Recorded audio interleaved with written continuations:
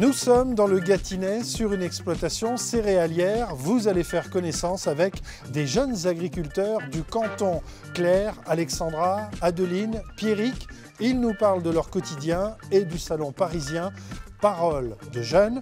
Et ça s'appelle « C'est vous qui le dites ». Combien y a-t-il d'agriculteurs sur votre secteur? Alors, je vais vous répondre en termes d'adhérents.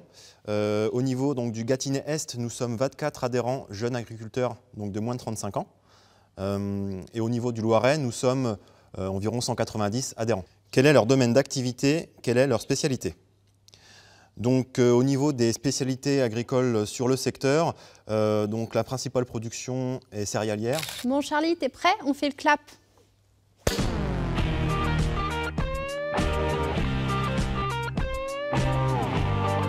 Depuis combien de temps exercez-vous ce métier? Alors pour le moment, je n'exerce pas encore cette activité. Je l'exercerai à partir d'octobre, quand je reprendrai l'exploitation à la fin de l'activité de mon papa.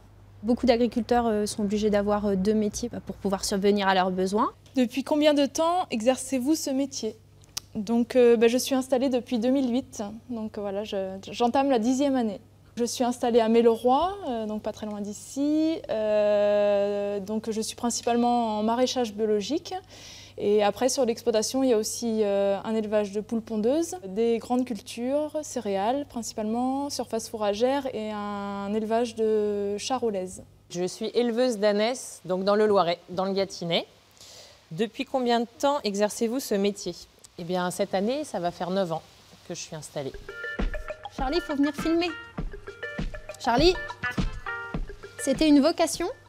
Alors une vocation, peut-être pas forcément, mais en tout cas une envie de poursuivre ce qui a été fait de manière familiale. Voilà, souvent les exploitations, elles sont là depuis des générations. C'était une vocation. Ben oui, parce que je ne suis pas issue de parents agriculteurs. C'est vrai que je ne connaissais pas tellement le métier, en fait, je n'y ai pas grandi. Et par contre, j'avais envie de m'installer avec des ânes, des ânesses plus particulièrement, faire la traite, et puis pouvoir commercialiser mes produits en vente directe. Êtes-vous déjà allé au salon de l'agriculture? Qu'en pensez-vous? C'est vrai que c'est une très belle vitrine pour les agriculteurs aujourd'hui, mais en tant que professionnel, on préfère par exemple aller au salon du matériel agricole ou au sommet de l'élevage ou encore Innovagri à Outarville, qui nous est beaucoup plus utile. C'est mettre à l'honneur quand même notre système agricole français. Après, on est un peu dans le show quand même. J'y suis allée en tant qu'exposante il y a 2 ans. Et cette année, je réitère avec le stand et une ânesse. Ça coûte cher de participer? Ouais. C'est des stands qu'on paye plusieurs milliers d'euros. C'est un budget vraiment qu'il faut arriver à répercuter. Donc c'est pour ça que quand on a des choses à vendre, il faut essayer vraiment de mettre le paquet pour après faire connaître notre produit, pour que les gens puissent recommander derrière.